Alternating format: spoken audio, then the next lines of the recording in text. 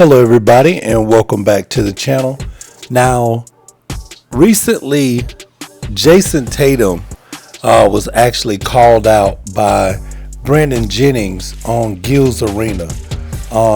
Basically, Brandon Jennings actually called Jayson Tatum soft, which is, kind of interesting, being all the, success that Tatum has had at just 28 years old. I'm going to play a clip of what Brandon Jennings had to say, and I'm going to come back and we're going to talk about it. Take a listen here. It's a bad argument. Use something. It's not a bad argument. If you're so tough, then why you didn't get Finals MVP last year? Why you let your running mate do it? If you're so tough, if you so all this. But no. Didn't lead the Celtics in points, rebounds. He led in every category. Why you didn't get it? Why you didn't get it? Why you didn't get it? Why you didn't get it? If you're so tough, no, it's not. It's not a bad narrative. No, it ain't. Like, he sit back too much and just let people talk about him. He'll never. He's a professional, though. Yo, is he the softest Boston That Celtics ain't being superstar ever? professional. That's being soft sometimes. The softest? It's crash out time. No, I'm asking to crash out. I really don't know what soft is. I mean, the quietest. Soft. No, soft. It might be soft. Soft. No, soft. Stop talking about my champion like that. I just think his running mate Jaylen Brown is more like I'll be more afraid of Jaylen Brown than Jayson Tatum. What? Now, Jayson Tatum let Brandon Jennings know that he saw him by putting softest superstar in Celtic history with the laughing emoji, basically capitalizing different letters, letting them know that it's a stretch. Like, you're going out your way to try to find something wrong with me or my game at this point. Now, Brandon Jennings actually responded, letting him know that he saw the post that Jayson Tatum put up, and Brandon Jennings put on his, I'm waiting, May and June is coming. I'll be waiting. I'll be in the Garden. Yeah, I'm coming to see you live. I need all three this year, June. So basically saying he need, I don't know if he's saying the MVP of the league, Finals MVP, and the championship. I don't know what that means. If he doesn't get all three, is he soft? That means everybody but one player is soft every year. I mean, I'm trying to understand, what Brandon Jennings' argument is. Now, regardless of what his argument is, Drew Hanlon, who actually trains Jayson Tatum, actually has some words and put some receipts up for Brandon Jennings. Drew wrote, I like Brandon Jennings as a player, but we got to stop the cap.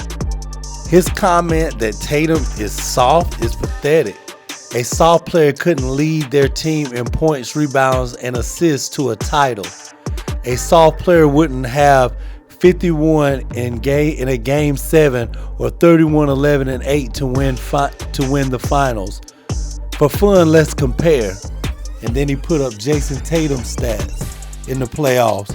Has averaged 24 points, 8 rebounds, and 5 assists in 113 games.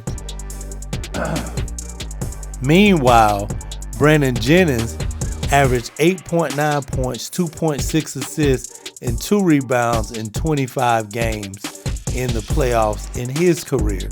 So Drew's like, I mean, where do you get off even having an opinion on a champion like that? And if you think it stopped there, you be wrong. You don't know Brandon Jennings, because Brandon Jennings saw that and he got smoked for the trainer now. Take a look here. While I'm on my rant, hey, Jayson Tatum's trainer. Yo, Jayson Tatum? He had an issue with me saying that Jayson Tatum was soft, one of the softest Boston Celtics superstars ever. Mr. Big Time. Oh, shit. Since you're his trainer, make sure he gets Finals MVP this year. Ooh. And I heard you wrote a book talking about, like, stop the bullshit. I'm going to write part 2 if he don't get it. Man, I don't know. I really don't know why he's going so hard on Tatum, and then to take it to his trainer who's defending his guy. I get it. Hopping out there on the trainer for calling you out, basically putting your stats up. I know that was that jab probably got to him that, hey, you ain't even been to the playoffs, but when you went, you ain't averaged but close to 9 points a game. Like, you only played in 25 playoff games your whole career. This dude done won a championship and done played over 115 playoff games, or right around 115 playoff games, and he's only 28. Come on now. Now, Ashley Moss, who actually covers the NBA, she had about enough of Brandon Jennings and all this talk about soft, tough, or whatever. Take a listen here at what she had to say. A good team, you don't have to. It's team basketball. And last time I checked, this isn't the WWE or MMA. It doesn't matter if you're soft or if you're hard or if you're somewhere in the middle. It does not matter. That's not what basketball is built on. This whole ideology of the 90s era, you got to be rough, tough, and beat people up. It doesn't exist anymore. You hardly can play defense in the league as it is. This ideology that you got to be mean and all, it's ridiculous. And it's for lack of a better word, it's stupid. It's guys holding on to this old school mindset.